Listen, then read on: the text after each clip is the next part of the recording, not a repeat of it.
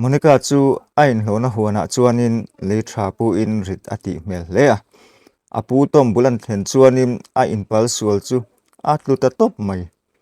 tom chuanin Monica chu lo kai tho vatim anat le nat lo te chu an zot nga zung zunga Monica chuan pu hne na chuan e khai kapu na lave helai hi kan dai sul pal lawa ti chuan karon tu ta lom le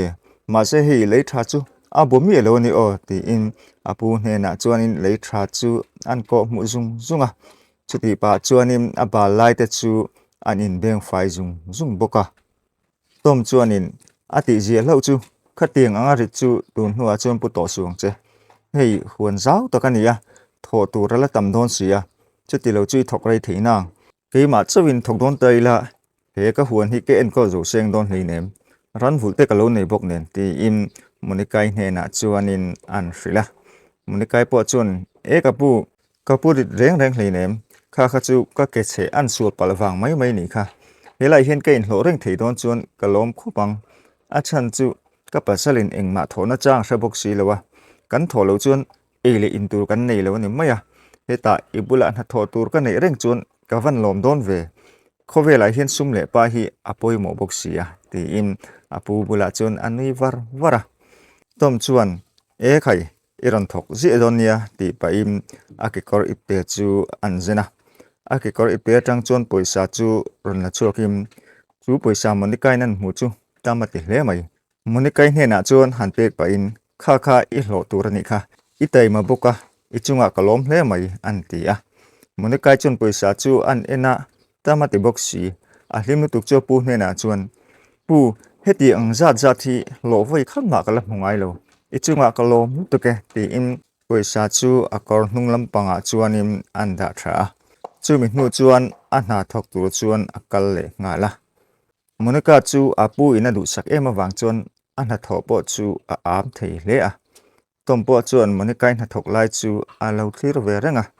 Monica chu mei chia mani se in hlowa chhora chuanin a ei lo sot le Monica po chu apu ina hmu ti hrelo chuanin belhla chu thanem ngai takin aphuna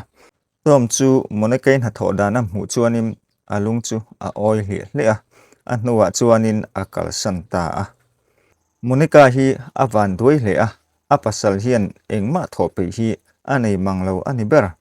Monica pasal Henry chu an introduction sia chuan mu in phone chu alo mang meka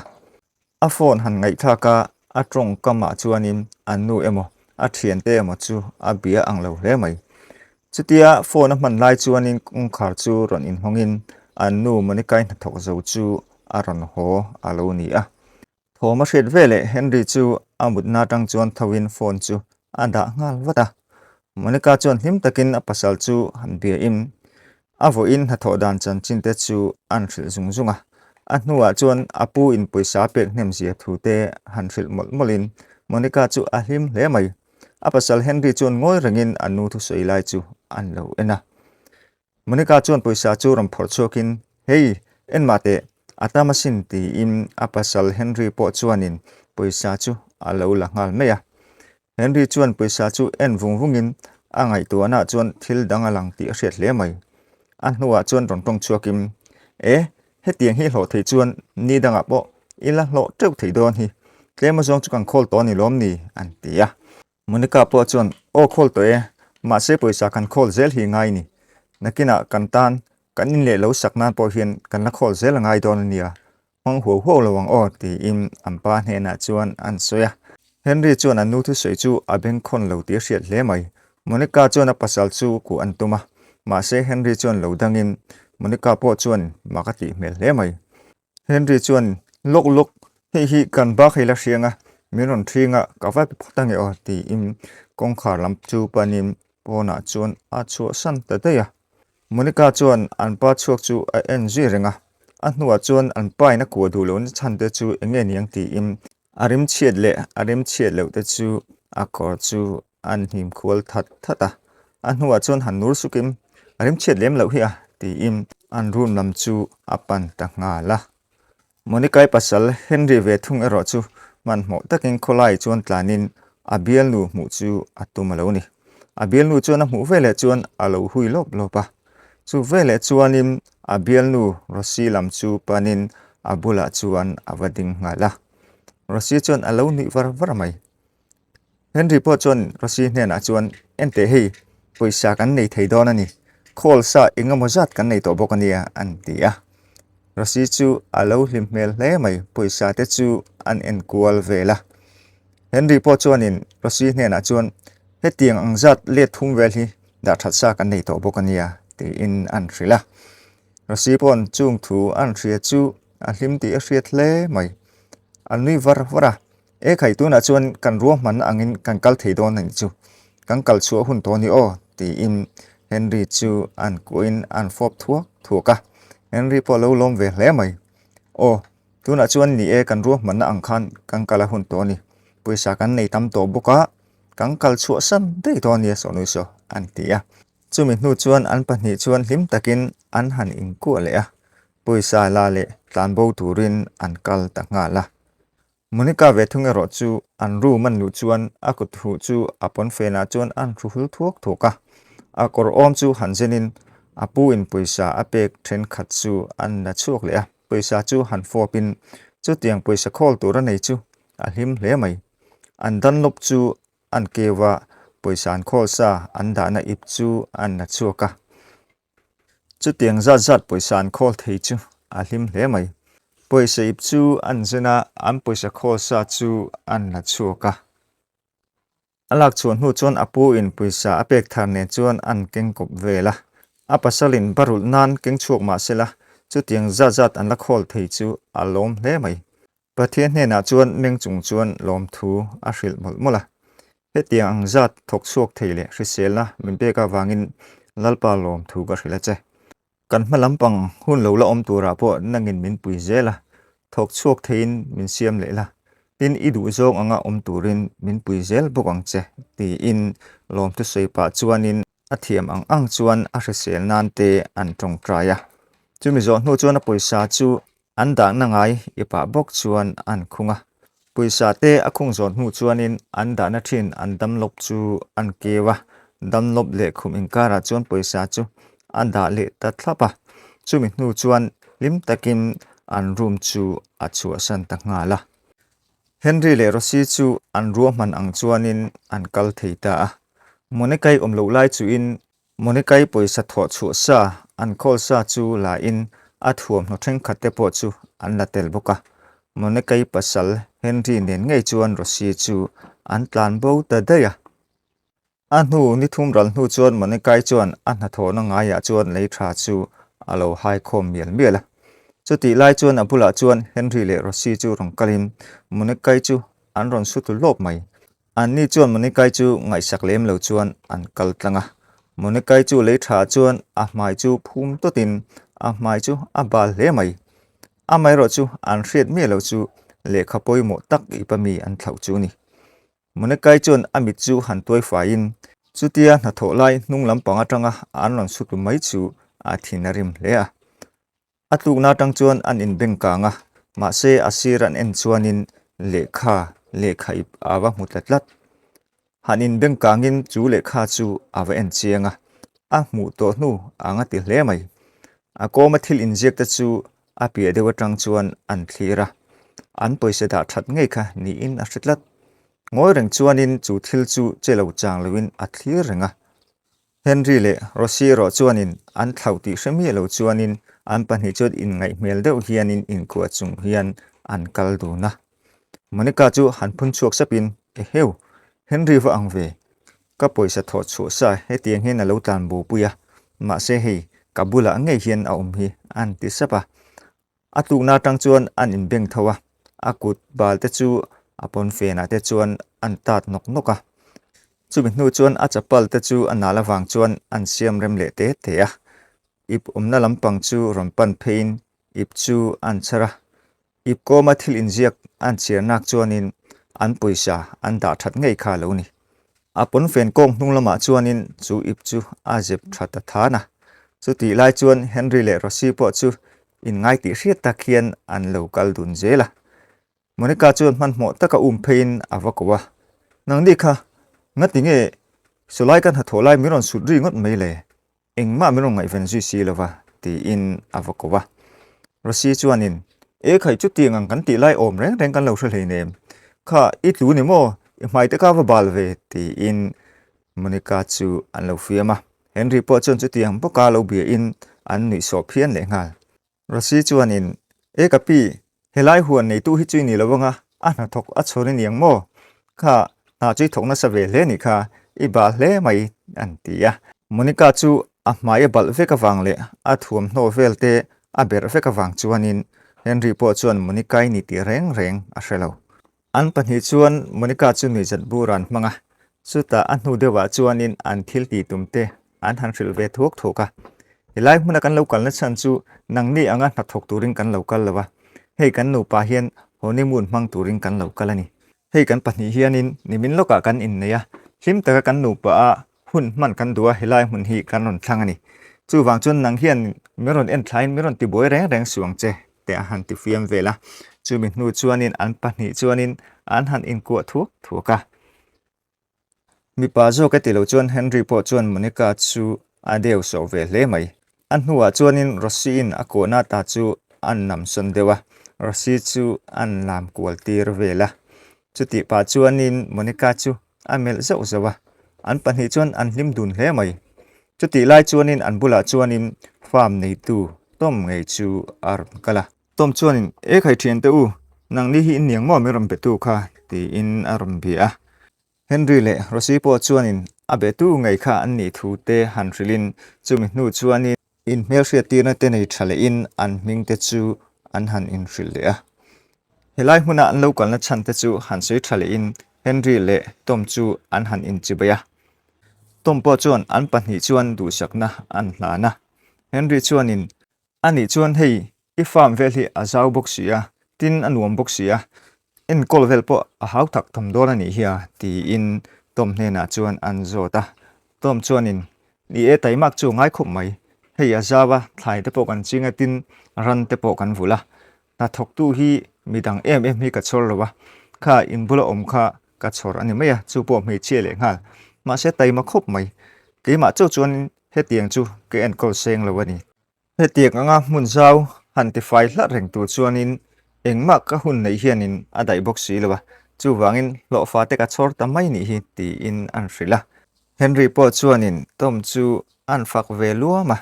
Tom chuanin ni e mi han fak tak na ka soi tong khan ke ain ka lo fa chor hianin a thok na sa jok ani ti pa in Monica chu an kok zawa Henry chuan ani hetiang thok tur hinga tinge mi chi than jok ta an ti a Tom chuanin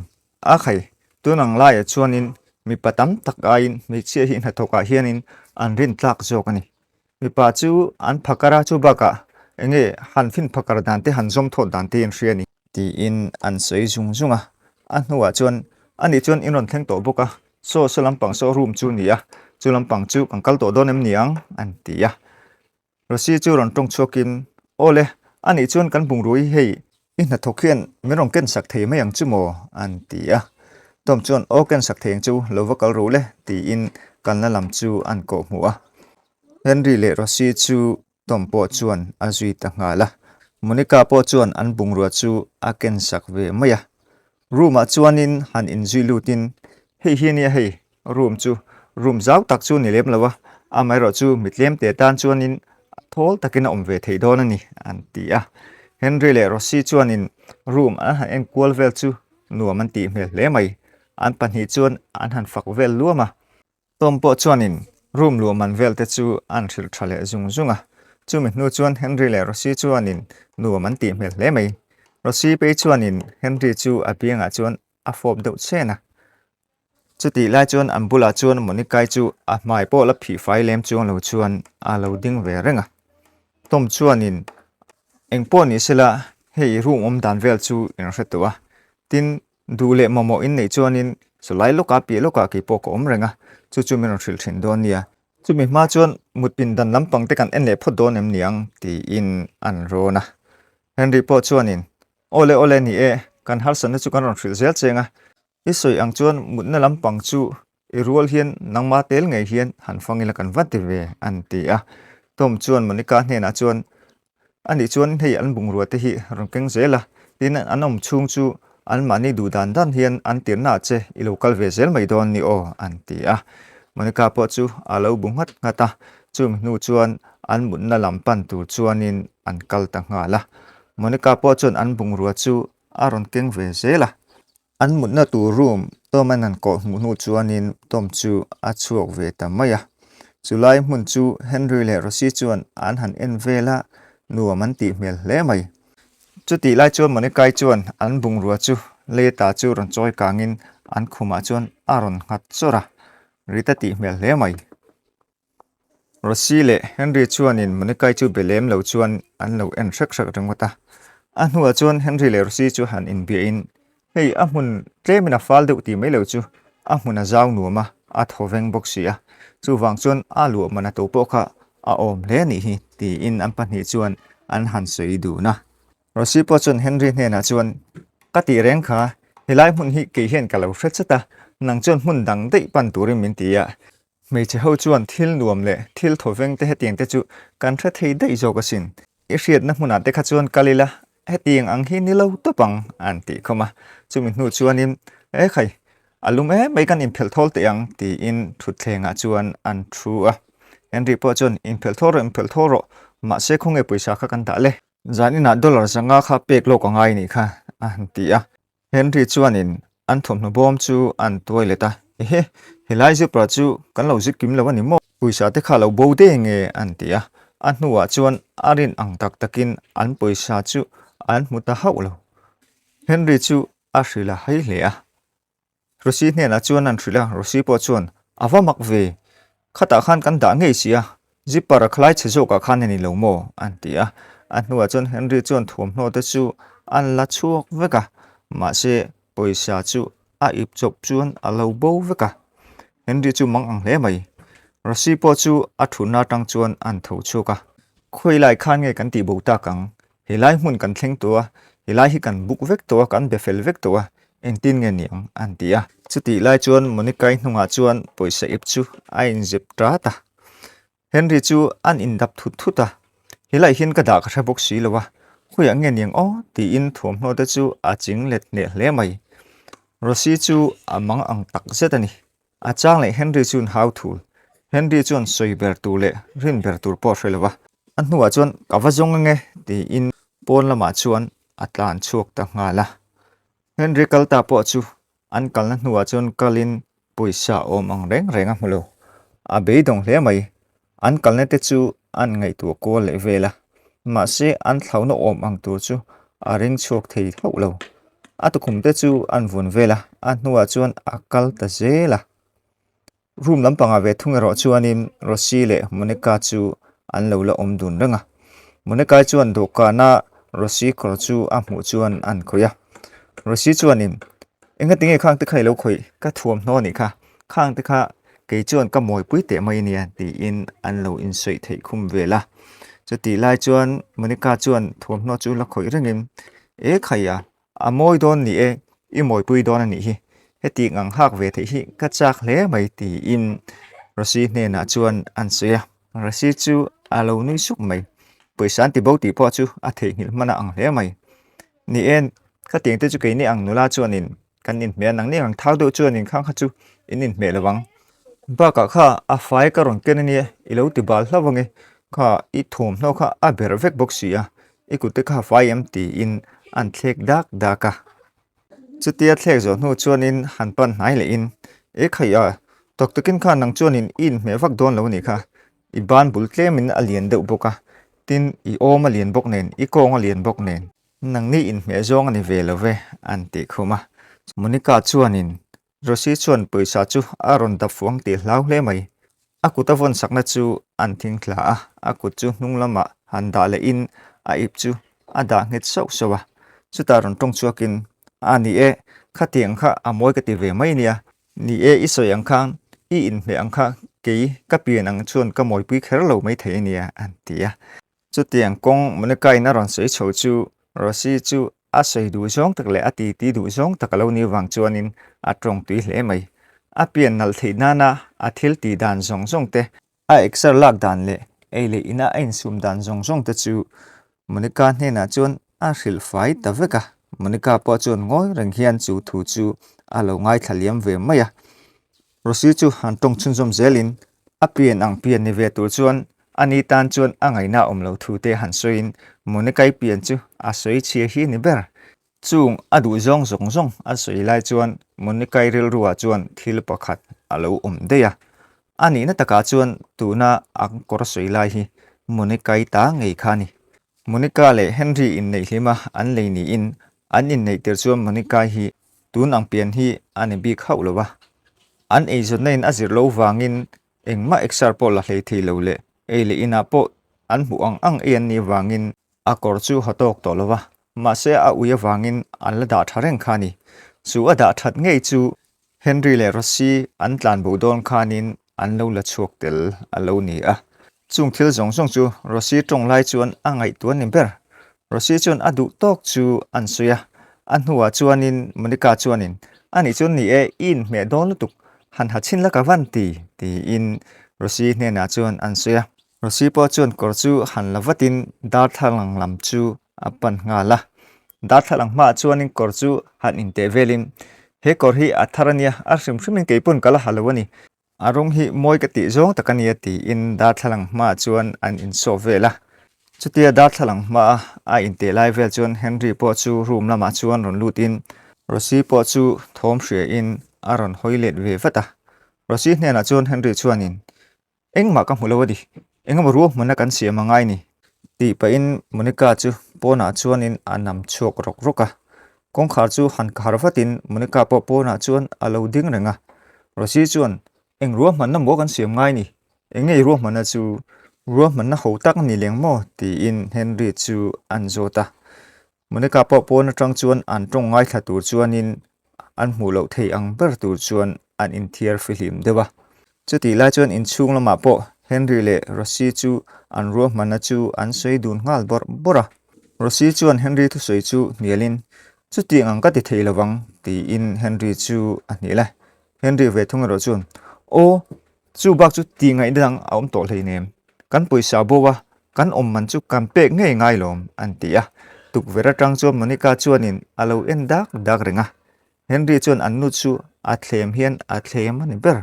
a mai ro chu Monica ngai dan chu ani lo hle mai Rosi chuan kan pahnia hun nuam tak mang tuma helai huna kal kan nia Mahse minang nen mo chu tiang ani theilo reng ti in Henry chu ala nial fana Mahse Henry chuan kan pahni chuan hun kan mang don tholom Mahse chu bak chu tuna chuan ti ngai ni danga om thot lawani nang hian tranila ka ngai ni ani kha mi pa ni a mi pa mi zia chu ihria he tiang zonga tran kan lak mai lo chuanin kan poisa kan nei chung kan pipo do sia nangin tranila ka ngai ni ti in Rosi chu athlema Rosi chu na hre tak zetani ani le chu tiang ani hu pon nang hian min ngai nep mai lo mo ti in Henry ne na chuan an zota Henry chuan a teu lo mai he bak ti dan kong om thot lawani he tianga kan ti chuanin nang hian min chan hi mani zo ti in Rosi ne na chuan an soi le a Rosi chu ain ngai tu wanga chu ti lai chuan dar thalanga tang chuan Monica chuan alo bi thlave renga Rosi chuan ani chuan thum no hi kawa in thlak chinanga iruam man na ang chuan ti tum chinang miang an tia Henry po chuan ole va in thlak fatro an tia Rosi po chu in thlak tur chuan akal ta ngala Henry chuan chu tianga a Bialnu Rosi thil ti tir angai ta mai chu poye ti hle mai chu ti lai chuan tuk vera tangin Monica chuan alo la thlir renga Henry po chu ruma chuan han kal kolin anuwa an thule thul anu dewa chuan ruma tang chuanin Rosi chu rein thak zo to in aron kal chho zan zana ta thalang ma chuan hanin enin kor chu an en kol vela Mahse an in en chenga in me ain ti ta haulo Henry ro chuan a moilo po chu lo sei lewin a thut na ngai chuan a mai te chu a lo toya chu ti lai chuanin Rosi chu intinal thei ang ber hianin dar thalanga chuan an ding vela ain en kol veu nu po chuanin moi en ti thei thot lewani Henry chuanin kha khai hak du lo pon so adang keng to lom adang wa hale chin mai ta che an tia Rosi po chuan ani take ti pain a thu no dang chu awa hai raka anu chuan kor eng lampang chu wa enin he hi ka wa habe chin lo ka nge na hitle min hei ai na ching deuh jok ti in thak tur chuan a phei le ta nga la Henry ro chu arel ro ha ti a hriat ngoi ngoi ni pon lam atang la chuanin monikai chuan alo bi thlave reng bok an hnuah chuan rosi chu in thlak zo to in kor eng alak chu ngei chu aron ha chuka Henry po chuan ding mek chuanin rosi chu an ena Henry po chu a thuna ta chu lo thowin tikhanin a lutuk ti in rosi chu an faka rosi po chuan ani mo ani chuan ka vakal lo kange itan le katan he thil hi ka ti ngai ngai buk si a I phal na nge ti ka ni hi o ti in Henry ne na chuan an sia Henry po chuan ni e ke ma tir ngei chelom he thil hi I ti ngai ngai ni ti in rosi ne na chuan an sia rosi chuan elok tu na chuan kala kal thelo he ti mai chuan ani khanin enga ma min ngai don lo ni ti in a bek chu an jin rak raka a beka chuanin a mai nei sang sang le a thi te chu an na chu ka thi te chu han orin dar thalanga chuan anin en le te te a Henry chu alo man mo hle mai o nalitum lu tu ka ni khamole an lo ti a Mahse rosi chuanin he ti nga kanin cheilo chuanin ke ni chu kan moi zo lo lom ti in a thil ti lai chu a ti miel miela Henry po chuan do thei tak chuanin alo ngak ve mai a rosi po chu adu to ka a in cheizo nu chuan tom mutu chuan kalzai arel ta a an pahnih chuan han in chuk zowin chuti lai chuanin monica chuan an thil tum chu hranin rosi chuan aron hmu manang ti hlau takin a bi rungna ta chu a kalson le wata rosi chu kong khara chuan ron chuk zan zanin tom lam chu a pan ta nga la tom chuanin thutlenga chuan thu in phone alo mang meka rosi chuan a hmui hnoi chu titlapal ni om tak hian tom lama chuan an the peya rosi be se ang ngei chuanin tom chuan alo thlek ve zawa chu ta lama chuan ong kalphein tom ho the tur ang bera chuan among tipo chuan a thil ti tlak chu an chara chutia abula rosi lo kalawang chuan tom po chuanin ami biak ne na chuan nakena kan bethale donia ti in phone chu ada ta nga la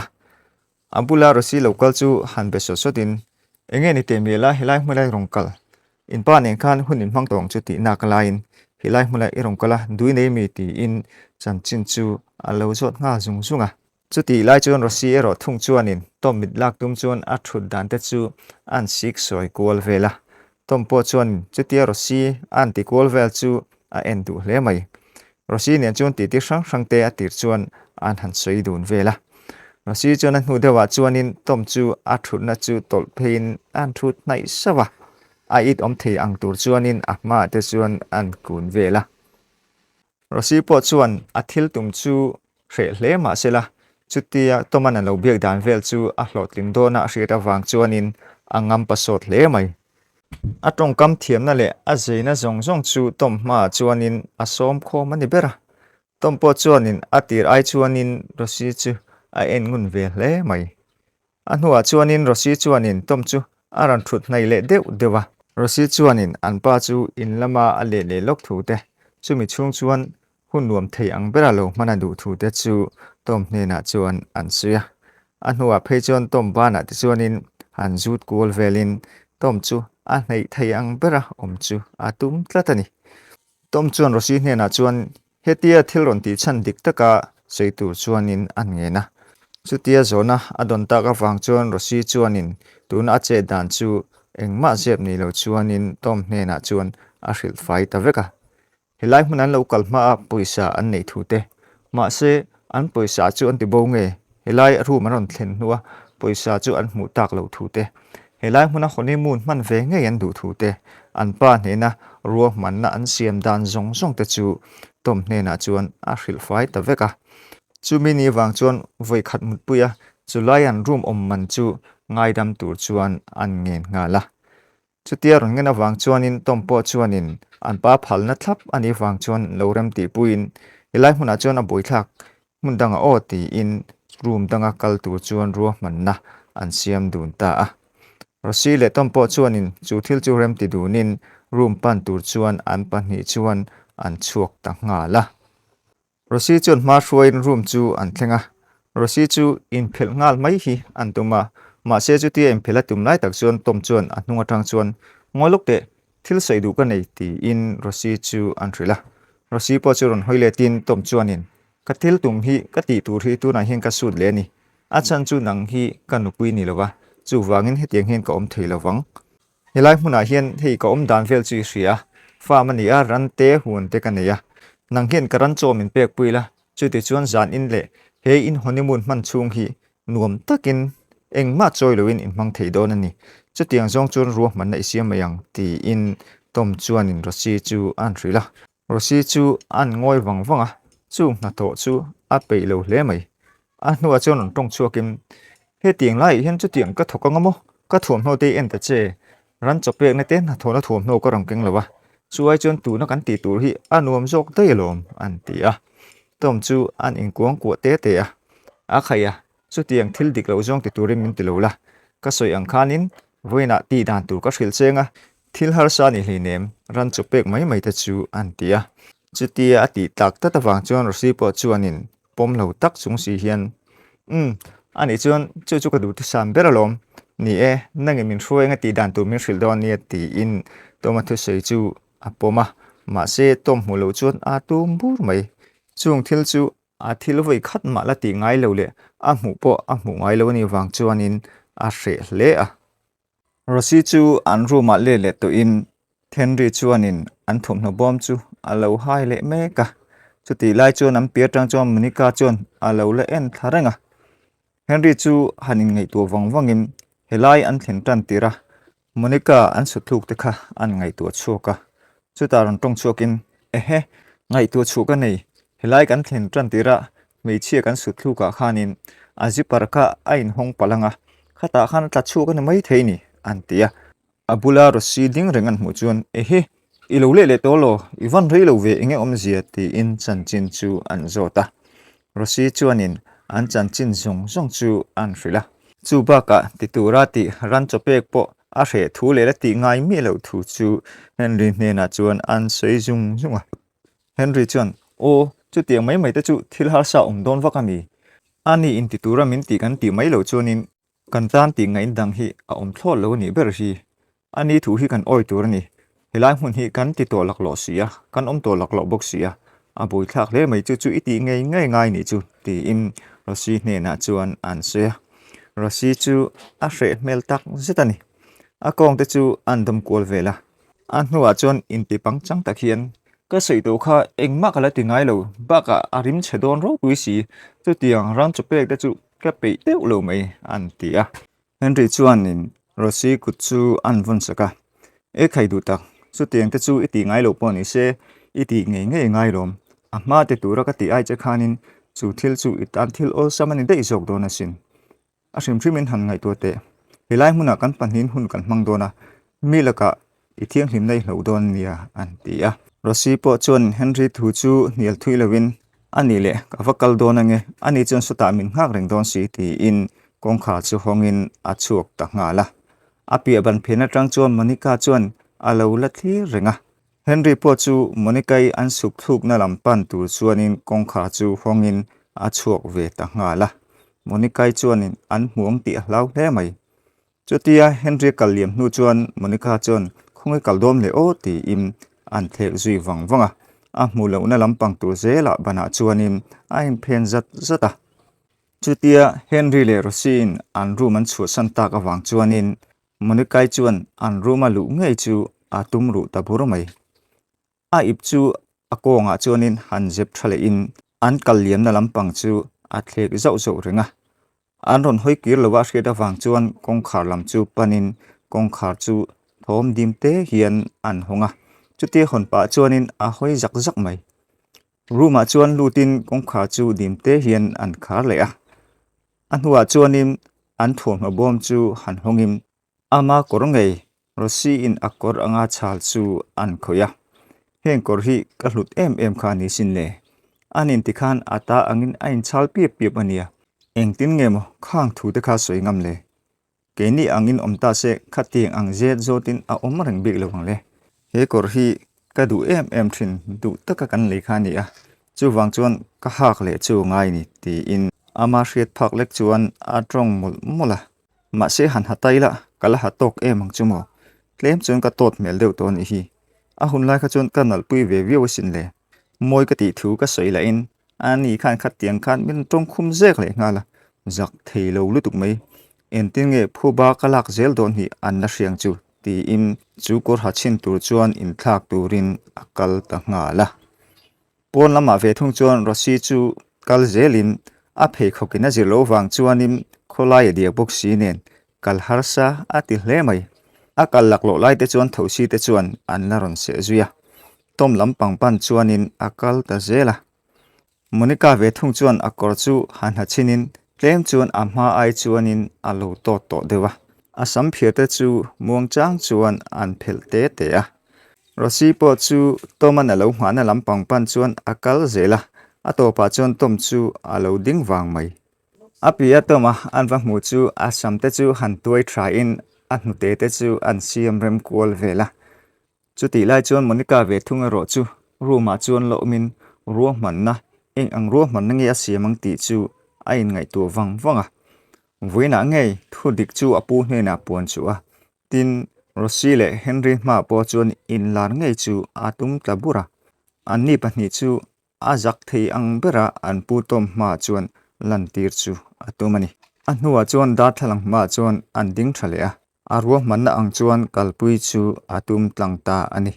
rasi po chu tom lam chu panzelin tom chu akong dom chung chuan a huan vel chu alo clear dawa rasi tom bulan thlen vele chuanin rasi chuan tom chu an kowa tom hne na chuanin kalokol le talom kal thian pa bula po khan kan chan chin zong zong chu ka hril veka tin ani chuan tuna hin kal le turim ron tirani ti in tom hne na chuan chan chin chu a hril zung zunga tom chuan a huan lo ram chan chin te a ran vul chan chin te chu rosi hne na chuan an hril thuk thuka rosi chuan a hun hi chu ni e anuama Mahse rin ain alum dei mai khoilai nge iran te chu chope ka ngaya ti in ran chope na lam chu an zota arelu dikta ka chuan tom chu ne alatum hle mai tom chu han pan nain tom chu an va khoi vela ran chope lawa athil tum sak zokha ti pui chu alatum tlatani tom po chu an nui varvara rosi po chuanin ran chope lawa room lampanga kalpui tur chuanin tom chu an thlem le a atong kam thiam na le a zeina zong zong chu tom ma chuan a phor le ta veka tom po chuan rosi chu engtin ma chuan te lem lo rosi chuan an khoi kol vela akuta te vuanin tom chuanin rosi kuta chuan alo dom sak ve maya rosi hne na chuan mei chanal tak chu ini Mahse heti zong hian ko ompui theilo che ni anal chu inala ai po ke che Mahse hi ka ti theilo ni ka soyang khan ran cho chu kan panin impe phot mayang o ti in nui sangin rosi chu an bia rosi po chuan ole ti ve ta main ran chopek na lampanga chuan an kal ta ngala ran bulan then chuanin rosi chuan rim chhia ti hle mai in ti no takhianin tom hne na chuan oi heti ang te chu enting nge ni ti ni om pe zo ka bo ro ka thero pi sia hrisel na tan po thana ti in a in ti no thei ang ber chun an tong kol vela tom chuanin e khaya hetiang hi ti tu om lo se chuan entin nge an sa te hi kan ei theianga vul tu om lo se chuanin an sa ei tur kan nei nang thil reng reng hi a ti tu om kan ngai ni tikhan lo omla socialize pai po oma ti po ho thei veka hengan ek te chu aten fai tir vek theilom vok te chuanin in bul nuam hin tian tui hi nuaman ti em a ti hu nuaman ti a chu iti don ni an ti a chu tia tong mol lai chuanin rosi po chu rim cheti takin na te lo hup kwalin tom chu local nain pipe chu an von tira khale khoti ro le khu an taka khon khoti la khu ngan pa le rim chhe chu a re le mai don lom ti pa in rosi chu ti dan tur chu an hril zung zunga rosi chu wok te hle mai tom hne na chuan heng min ti te lo me ro ti in angen lom loma Mahse tom chuanin e khaya poisa aya he in ti ngai ta talom alo ti ve tlat mai tom chu pia chuan han kal phein rosi ti tir tu chuanin akuta chuan apeta rosi chuan rim chhe ti boxi tin balahlau boxi balhlau tak chuan pipe chu an ban de a vok chu an phu tira chu ti lai chuanin tom chuanin vok cho chu abula chuan aron thir phei ngau ngawa athil ti tir tum chu ti tlang tir chu atum ru ti a hriat hle mai rosi bula vok cho le tui an da zo chuanin ti khanin iti fai zo chuanin hei hi an chaw nia an chaw thlenga khuan chhun ngai ni hei hi chawi ka nganga I chung thlap anga ti chuan an ni chuan lo ei mai don ani khang khai ti fai zo chuanin chope ka ni maya thil har sa hleinem ti in rosi hne na chuan an soi zunga chu thu a soi zo chuan rosi pipe chu an lak saka vok cho chu han ko muin le hei chung ro le chaw thlenga khuan ti in an thrila rosi chuan entinge ka chhun thiang an tia rosi ku chu han lak sakin kha ti in choi puin vok in tlanga chuanin an da vok chaw thlenga chuanin tuile vok cho chu a chhun tir ta a tikha chuanin in na chu izo te polom tikhan a izo huni nga kanga khu a I line a hnung lai ilati file te khu iti le phota ngai ni ti in pipe chu a kuta chuan le bel an tum le a rosi po chuan nial chu om to lo wa hre in ti tura ati a piang chu ti atum ve ta a baketa an da vok chu an pek bang chu vok cha ko nga chuan an bun le te a chu mi nu chuanin tom chuanin rosi kuta chuan pipe chu pe in ati file lai tur chu an ko mule zunga tom chuanin hetiang zung hi iti zo to chuanin in man kha ngai lo ni maya tikhan in lo ni mai lom ti in an hrila rosi chuanin thatakin pipe chuanin vok chu an phua chutia vokan phu lai chuanin vok chuan nuam an ti bok ne anon in thing phara rosi chu anon in thing per vela rosi chu a wak tur mai arim cheti bok si nen aten bok si chu hre omati hle a abula chuan tom chu ngoi rang hian a loading ranga akuta te chuan aron thin per bok nem akut bal chu an thing thota vokla chuan engma ngai tu na chang hrelo le nuam an ti hle le ngal rosi chuan akut te chu an kho fai tir le a athil ti tu chu a hre le to hle mai tom chuanin iti zo trap to nia ti in alo hril ve seka a hnuwa chuanin tom chuan kelai khen kalong hwa kang che ti in a chhaka chuan rosi chu a kal san ta a chutia tom a chhaka kal hnu po chuan tom chuan rosi hmu thei reng chuanin a chhaka tangin ala thli renga rosi po chuanin vok in chu ala phu fai tir phar mai tom chuan ra khal tang chuanin minute nga vel ti chuanin atok to mayang ti in an ko zuya chati lai chuanin tom phone chu aron diral rala tom chuan phone chu han la in monica chuan aron phone alo ni monica chuanin apu tom hne na chuan tuna an ni khwal te hi ama hriom taka siam tu te an ni thu te tin apasal hlui ani ngei thu te chu tom hne na chuan aron soi phiar maya tom po chuan chung thu an hria chu makati ve hle mai ani mo chu entiam malak zel ngei tumni iro man te men hril them ti in monica hne na chuan an zota monica po chuan arwa man zong chu apu tom hne na chuan hrilin tuna an poisa bo po kha ama tho chu an da that ngei chu henry ten an tlanbo pui ani thu te chu ba ka ama ron su thluk dan te chu poisa ngei chu an thlawa ama na kol thu te chu apu hne na chuan chiang takin a hril ta dapa apu tom po chuan ani tak chu ani chu engmo zirti na chu kan pek ngei chu ngai ni chu irua manna mi hril zong kha a thra ka ti e engpo ni sela ibula kalo kalanga irua manna chu a tha thowa kan pani hian chiang taka kan soiduna thil chu kan ti pu ngai don ni chu kan ti tlang ngai don ni chu ibula kalo kalang ti in monica hne na chuan an thrila phone an da hnu chuan rosi hne na chuan in kha izo trap to sota minute nga hnu vela irong kal mai don nia an tia a kalsan ta ngala monica chuan a hlau thu le kalsan lo tur chuan ngen Mahse tom chuan a kalsan ta thowa a hnuwa chuan monica chuan a thil ti tur chu ti zowin henry bula chuan akala henry chuan abula rosi local ti chu a hre haulo rosi chuanin akut chu henry mai bula chuan an vaya Mahse henry chuan a hmalam pang chu a en renga a hma a chuan monica chu a local zana rosi po chuanin monica a thuam hno nen ngei an mu chu mak ati hle mai ani mo enge omzia enge helai hen a ve rengot na chan helai hen honeymoon ron mang ve don nge tin a thuam hak so ke market ngei khani boxi enge omzia ti im henry chu a soi vaka henry ro chuanin engtin ma chang lo chuti lai chon rosi po chu ama phun chuan ala phun chuak renga henry chuan mak ti tak in monica chu ala thli renga rồi si chuan Henry nè na chuan các sợi chu hello mi mo enge omzia ti in an zot le a Henry chuan in a kut chu han phar chu kin o so kan ni hlui Monica ngei kha ni a thuam hlo ngei ikin ngei kha hi aron ha chu kan nia keipon omzi ka hrebik lo ni chu lom kalo thli reng ni enga mu tak kan chunga hian a thleng don ang khop mai so han en cheng ve ma la thla ani lo hrim Monica ngei kha ni di in an malam pang chu an pahnih chuan chiang takin an han en le a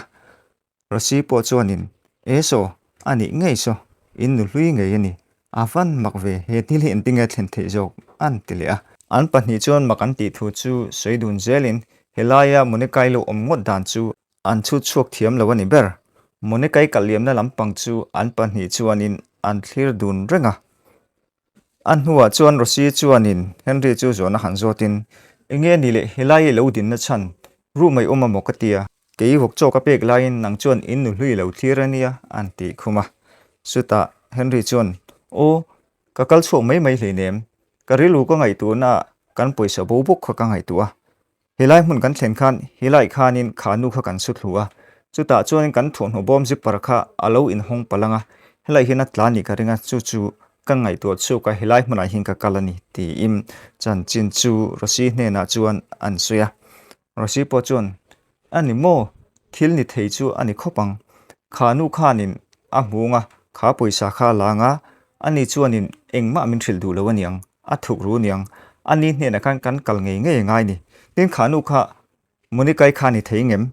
ani vai chuanin kan chak lawang chu o an ti a Henry po chuan a hnar chu an toi vut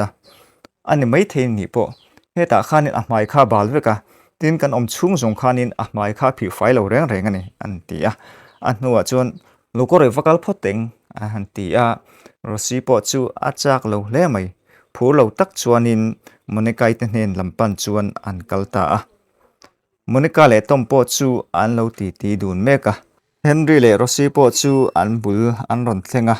Mahse Monica chuan an ni chu alo nung chon tlata nung lama tang chuan Monica chu an pahnih chuan an en du hle mai a hming chuan Monica chu an kova chuti lai chuan tom chuan he le kha hi thilpoi mo takania chu kan lo soi dun mek ani ti in Henry le rosi hne na chuan an suya Henry chuan in tom hne na chuan sar kapu kha le kha hata khan poisa omani chuanin kan ti bo kha a ang kan ti reu mai kan dana bom nen ain ang chi ani chu wang chuan ania hilai om man po kan pek thilo che an ti a chuti lai chuan mong changin Monica chu an lam hoi zong chuan aron in hera Monica mel aron in lan chi chu Henry le rosi chuan makan ti dun hle mai Monica po chu ron tong chok ngalin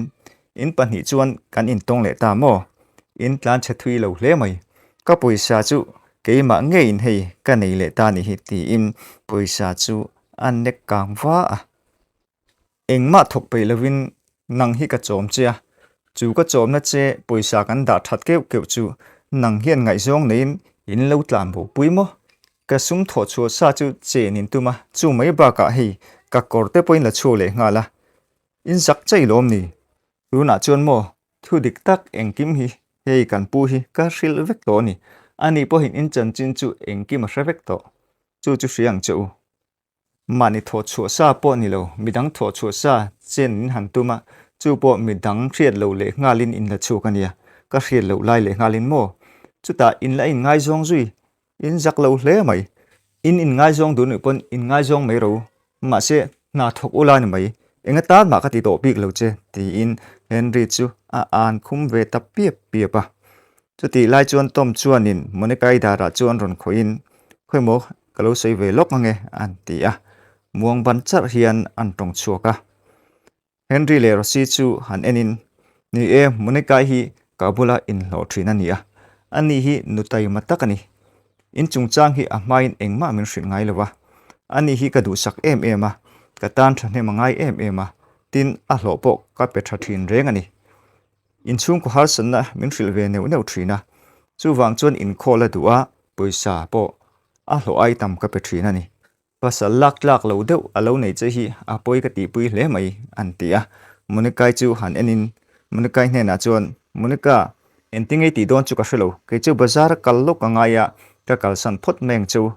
tikhan an ni chuan naktu jing chopek wok chopek an lamma ba kan nia an tia monika po chuanin apu tom hne na chuan ole kapu ni e hilai chu ka lo ngai to mayang engamo e tur mi lo honang che o an tia tom po chuan monika hne na chuan ole karon hon don nia an ti ve maya chutia kal tur chu rosi chuan ngolok te ti in tom chu an kowa tom po chu ronding thale in an in kuang ku te a rosi chuan tom hne na chuanin kapu fuin tlai kha vokcho kan petoa chu wang chu naktu jing chu ngai to lo tura ka lo ngaya ni se thiam thei mai lo mi ka ti ngai lo thilania he ka thuap no po ka bal ve ka rim cheve kania engma po kai thei ka ring lo khatiang ang rim chhelu tu ka chun namin thok tir to lo la min ngai dam ram mai te ti in tom hne na chuan an nge na ani chuan thil lo ngai thalok te u tuna poisa in tlanbo pui zong zong kha muni kai hian khang zong zong thoka a thawhchhuah hi ni sin khang mai kha ni lova an ni chon an ek te leitha te asiama leya leta chu tiang chon na thoka sin nang chon tlai khat ka tikani ti dek deka rim chhe ti in I wakania muni kai in ha taka thawhchhuah poisa tlanbo pui in la tu mania nang ni chon khat lai khat point thok pe hle nem chu wang chon helai in omman in book to na chu nang ni hian in thawhchhuah ngei ngai ni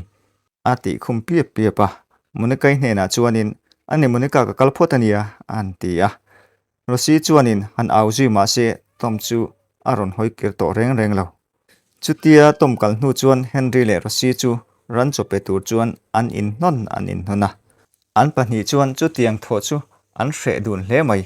ran cho vok cho asiam za turpo kan tha si lawania ti in monika hne na chuan an han zual kowa monika chuanin aba na rom phar chu ka ngoi ru chu tiang chu keiman ka ko mu don cheu lom ran ina nge chun ke hian ka hroi ve don chuwa apek za tu po ka ron thil tha pang chu in honeymoon man dan chu anuam ve lo mo lokalo ka hroi ang chu ati dan tu ka hril chu nga in tinga chu thil har sa ni hlinem ka ti nu ve kan ni lom he in thunu bom hi hei ka hai voka Mahse ka rem fel ve kania nang nin boi puyang chu an tia chu mi nu chuan kalmai an tuma Henry chuan lo ko ding le in monika chu aron hoile le a ani chuan voi khachi kan pek to chuanin he kan man hi kan tlak to ti na ni em chu tiang chuan isoi ang khan ning kalpui thei don tak tak em ti in monika chu an zo thale a monika po chu han nui sukin e khai te reng mai ka kalpui don chu nia chulai mun nge chun ka khroi ang chu ti in kain tiam vek to kha ke chu ka soi to chu ka ti lo ngai lo ania an ti a chu thu an thri da wang chuanin an ni po chu an lom ve le a lo ko le kal tong u chu iti masa berang u an ti a an hui zawa monika chu akal ta nga la an ni pa ni po chuanin an zui ve ta maya vok in chu an pathum chuan an thleng ve ta maya monika khan vok in chu alo la phu fai lo hle lo ni a vok chu tui takin an lo mu hi la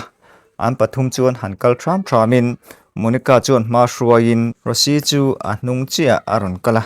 chutia ran han ti fai le chu a hre hle mai rosi chuan a ma ti fai to chu a fai lo thu te chu an hrila heng te hi fai taka ti fai turania he tui hianin tleng vek turani tin cho kha chui petwa cho chu pe ka ngai to lawang a in hi a fai tha turani chu ti ni lo chuan kan pu tom ni alung oi mai don mi rawania ani hianin aron zong chole hrimang chu an tia Henry po chu banom phar chukin ole kan lo ti vekange heng chu kan ti ve ngai ni chu an tia chu ti lai chuan tom kalta po chu a motor chuan atlan zela a rem lai a chuan motor chu han ti dingin a brake chu an pota a phone chu an met mela monika chu bia ka tu maloni chu ti an ding tlar lai chu monika phone aron riral rala monika chu phone chu han in e khai kapu ni hi an tia a phone chu a ring theiang ber chuan an da tom chuanin an omna te chu an zot nga zunga monika chuan ran chopek na bula an om thu an hril chuanin tom chuanin e khai ani kha ti dan tur ang kim ke pon ka hril to a nangin lo ti tirla te khan nang pon lo hril la ti chuanin nang chu ani khai rong kal san don nia ibal lawange hei ani chuan an in hlo langaya nang chu in hlo na I zo to a chu wang chuanin ka rualin bazara I rong kal ve tur aniang ani ka chu an omin dikhan lo se an na kha an tho thalo chuan ke hian ka zong chuak le em ang an na man chu an ni hian an thok chuak ve tur ani ringot ti in Rosie le Henry chanchin chu aron suya Monica chuan kapu ani le ke hi rolling bazara ka kalang mo an ti a Henry le Rosie po chuan an in biak na chu an lo hra ve renga tom chuanin tuna hei ipialo ka kala renga lom kala kal la le nem rong kalok mai ro kam bazar do ni an ni chu lo thok por bor ro se an ti a chumi nu chuan phone chu an da ta ngala Monica chuanin Henry te bula chuanin ani chung chu ka kal lo ka ngai ni chu in lo thok mai don ni ti in a kal san ta ngala Monica kal nu chuan Rosie chuan Henry ne na chuan a ma pon karim chiat pha vek to